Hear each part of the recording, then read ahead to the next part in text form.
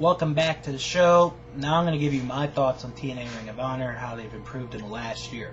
Now I'm going to start with TNA, or it should probably be changed to now Total Non-Stop Angle.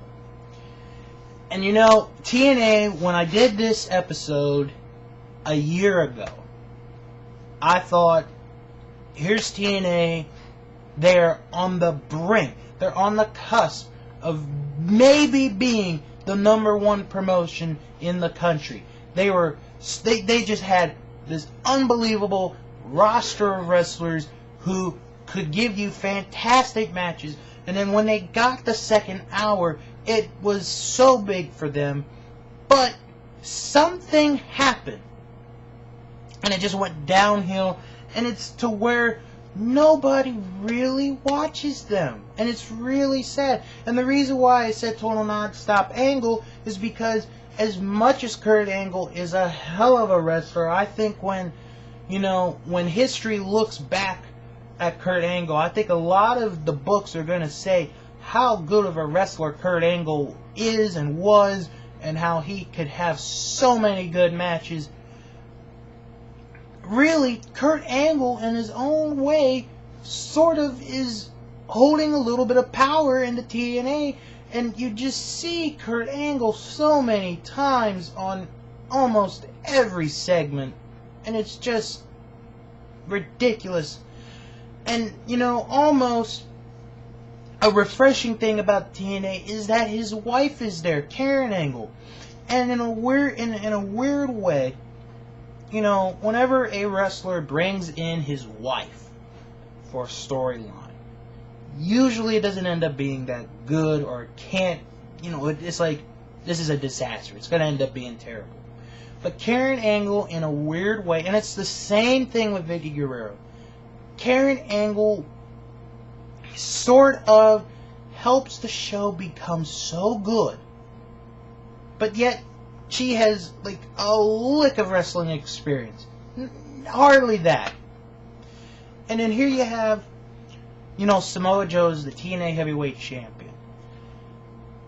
Samoa Joe should have been champion a long time ago. That has been said by so many people.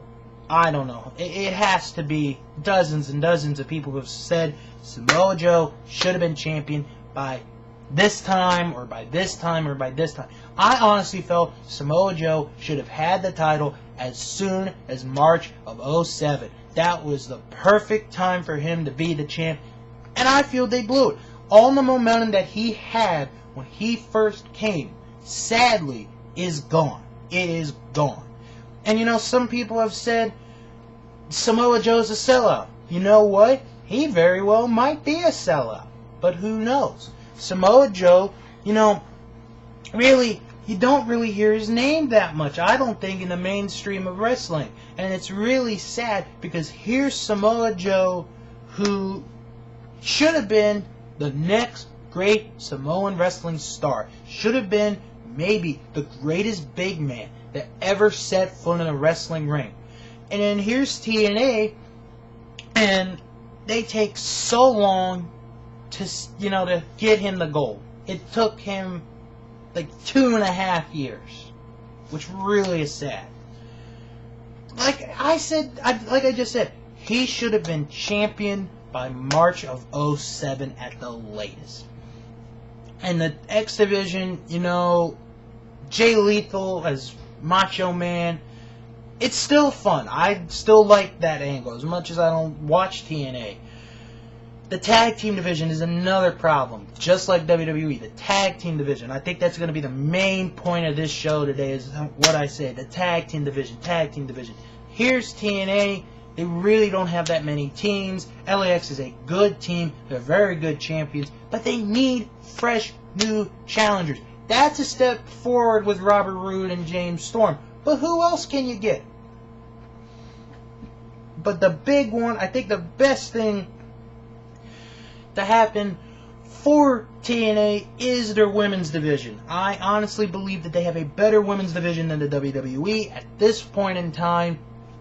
And, who knows? Maybe in a year, I'll say TNA still has the better women's division. But you know what? I think the one thing that could help TNA get back to its good ways, its good shows, and I'm sure a lot of you are going to be surprised with what I'm about to say. Jeff Jarrett needs to come back to the ring. That's got to be the only thing.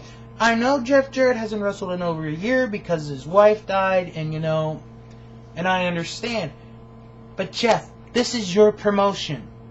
We need, as I'm saying this as a fan, we need something fresh, something new. Just come back. Now the Ring of Honor. Now Ring of Honor, as far as becoming a mainstream thing, unfortunately that has not worked with the pay-per-views. They're getting fantastic matches. I mean, they're getting great reviews, great matches. It's just, as you've seen, the sales of the DVDs haven't really done any well, or haven't done any good. But I will say this, I think Nigel McGuinness as a heel world champion is fantastic. He's got to be one of my favorite heels going today in the business. He does such a good job. And you could see it on the shows and in the interviews. Another thing that Ring of Honor has improved on is the market. They've gone to new markets. They've gone down south to Virginia, and as you will probably see once you buy the DVDs, it was a success. They're going up north to Canada. They're going to Toronto in July. They're coming to Montreal in November. As far as expanding, that is absolutely no problem whatsoever. I think what they need to do is they need to get a couple of new guys in there, market them, and say these guys are the future of Ring of Honor. Chuck Taylor's a perfect example. Chuck Taylor has got all the charisma, everything. He just has everything there, the taking. And Eddie Kingston, how many times are we, the fans, going to say this about Eddie Kingston? Eddie Kingston might be the best damn wrestler on the independent scene that's not in Ring of Honor, and it's a crime. It really is a crime. And the video wire, that helps out getting the news out for Ring of Honor. To me, Ring of Honor, they're sort of like in the middle. They haven't really done anything in the last year as far as a big change, as far as significant changes go. But, Age of the Fall, they're the Briscoes, Kevin Steen, El Generico, Aries, Danielson, Nigel, Sweeney Incorporated. It's just Ring of Honor, who knows? Maybe Ring of Honor's here to stay for a long, long time. I hope so. I really hope so. When I come back, I'm going to give you the state of the indie.